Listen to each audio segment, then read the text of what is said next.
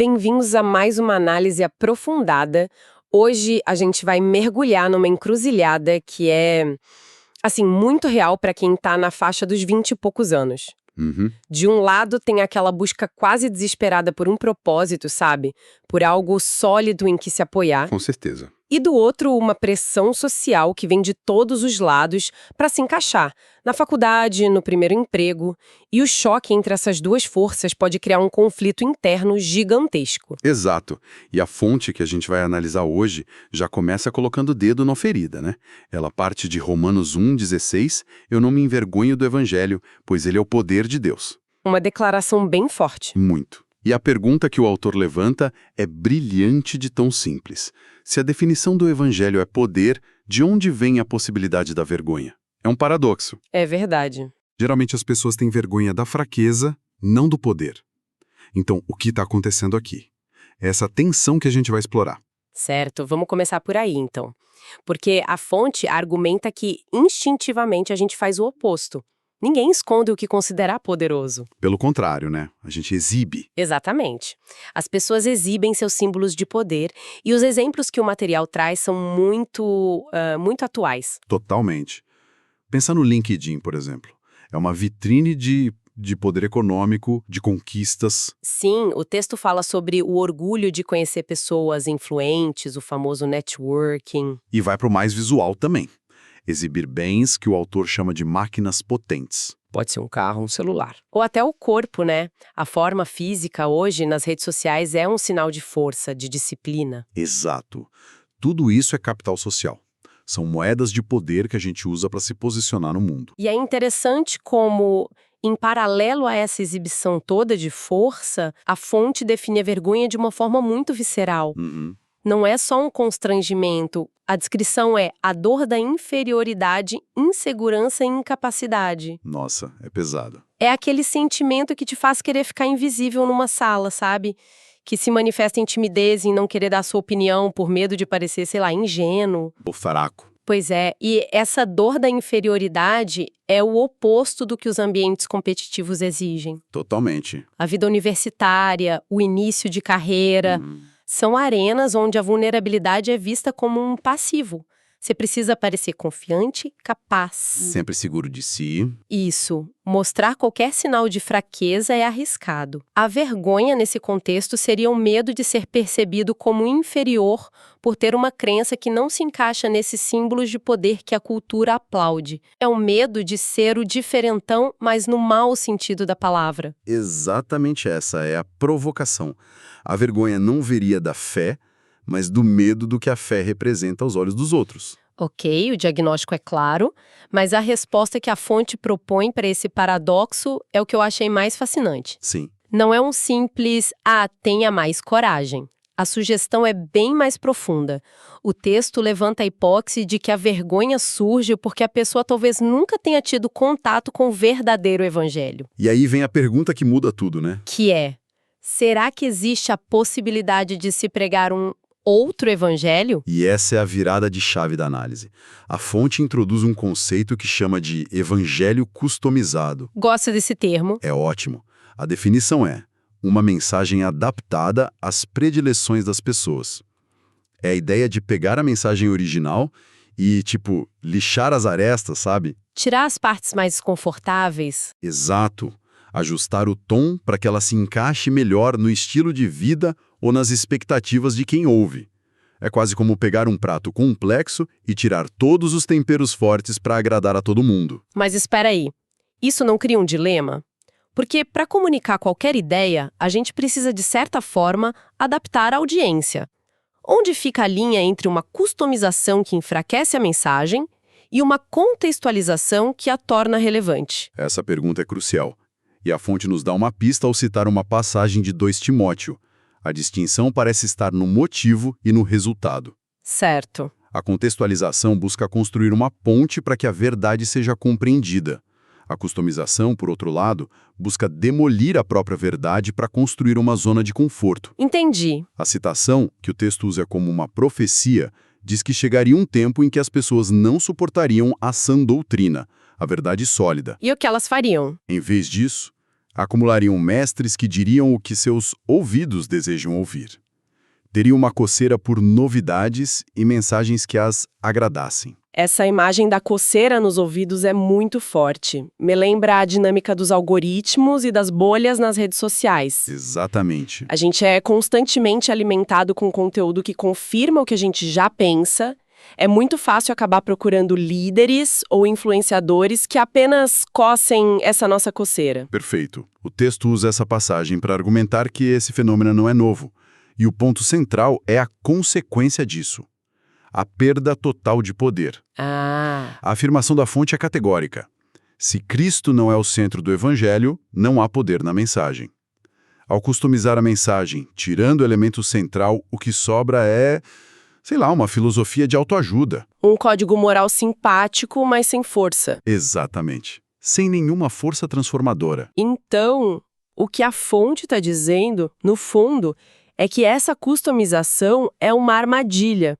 A pessoa acha que está adaptando a fé para o mundo, mas na verdade está só moldando a fé para confirmar seus próprios medos e desejos de aceitação. Perfeito.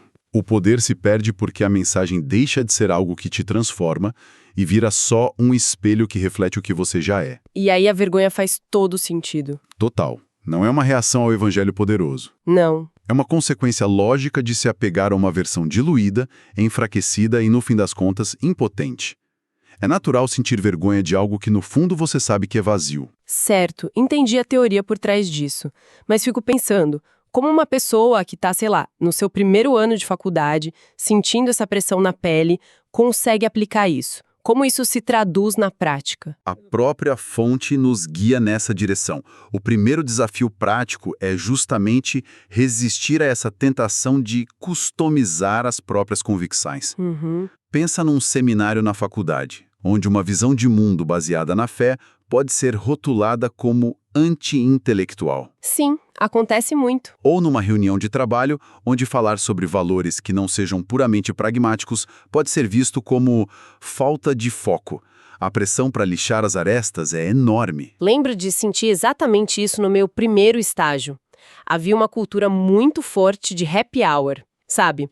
Com conversas que seguiam um roteiro bem específico. Sei como é. E a tentação de simplesmente apagar uma parte de quem você é para ser um dos caras, para pertencer, é gigantesca. Você começa a editar o que fala. O que defende. E quando percebe, está apresentando uma versão de si que mal reconhece. E é aí que a fonte nos força a fazer uma autoanálise. A pergunta que o texto propõe não é como eu posso apresentar minha fé de um jeito mais palatável. Qual é a pergunta, então?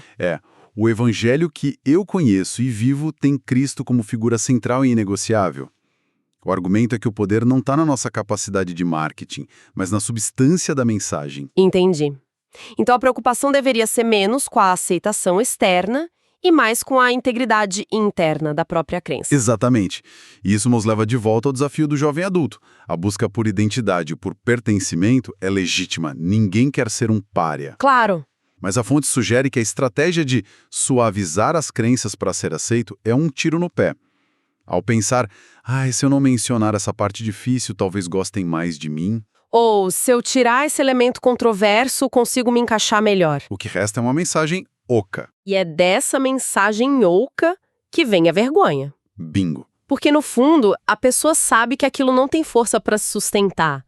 Não responde às grandes questões da vida, não oferece consolo na dificuldade. Não inspira coragem. Foi despojado de tudo que o tornava poderoso em primeiro lugar. Precisamente, a vergonha não é da fé, é do vácuo que a customização deixou para trás. É a vergonha de defender algo que se tornou fraco porque nós mesmos o enfraquecemos. Faz todo sentido.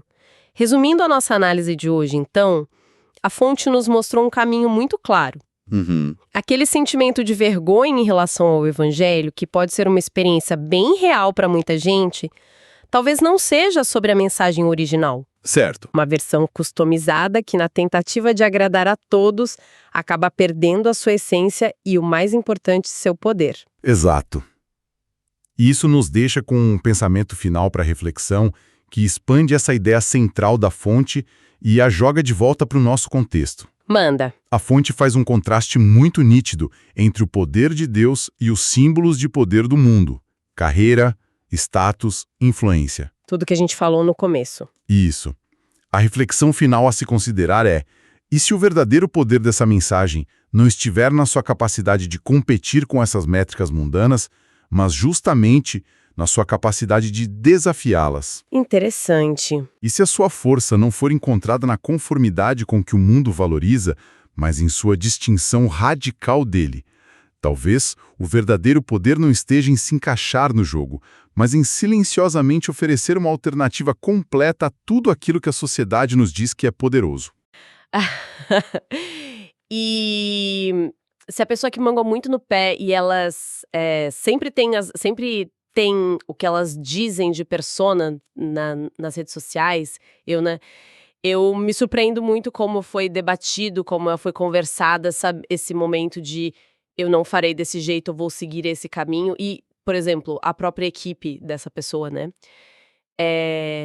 Se a pessoa tinha um foco, é meu ritmo de trabalho, de como ela seguia suas coisas, que era uma questão com ela, isso não pode ser tão arcado, não pode ser tão conseguem com você ofender uma pessoa ou chegar numa pessoa e mudar o jeito dela de fazer as coisas porque ela sonhou de uma forma e alguém falou, e alguém opinou, e alguém achou, e ela tinha que estar só falando sobre, ou ela tinha que estar só me nomeando, ou só aquilo.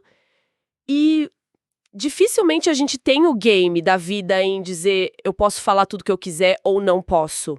Às vezes a pessoa, ela é construída num lugar em que ela é permitida dizer eu não quero fazer isso, ou eu não gosto de fazer isso.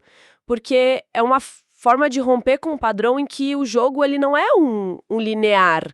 Ele é um belo de decidir de você ir e voltar e conseguir ir com ele. Às vezes quando a gente consegue com o jogo, a gente perde um pouco da grana desse jeito de fazer, que não seja tão organizado como o mundo diz. Então, para quem tem uma força de personificar o seu lugar de trabalho, como ela se cuida, como ela trata a si própria, é um conjunto muito forte que você consegue ir com o jogo sem precisar se encaixar e não precisar falar tudo que você quiser ou não ter o que dizer. Porque esse sentimento inconsciente vai fazendo você ter que ir com o jogo mesmo, não importando se é o sonho daquela pessoa ou se o sonho do outro, e não importando que isso pode ofender. Para quem isso sim se ofende, ou para quem isso vai mudar, ou para quem isso vai convencer. Existe um ibeja aqui. Então, para quem tem isso e aprende esse local de proteção, eu fico muito feliz de quem vem trazendo isso, porque a gente tem que pensar como a gente quer se viver, como a gente quer se permitir a conversa dessa forma, se permitir ir com o jogo e ter uma outra resposta na mente do que é o normal. Eu até tenho um amigo que ele fala, quando você tem um objetivo, ele é ultrapassado, a construção dele é um pouco mais lenta, mas quando você tem um sonho, ele é ultrapassar de todo mundo, ele é um jeito de eu terminar as coisas do meu jeito, é um movimento de ter uma alternativa, é um movimento de você romper com o padrão e não se encaixar no jogo. E eu fico super feliz de encontrar isso através da briga, através do trabalho, mas é um jeito muito forte de você conseguir persistir sem precisar se encaixar. E não precisar ter que aprender o que o mundo quer de você para você fazer bem.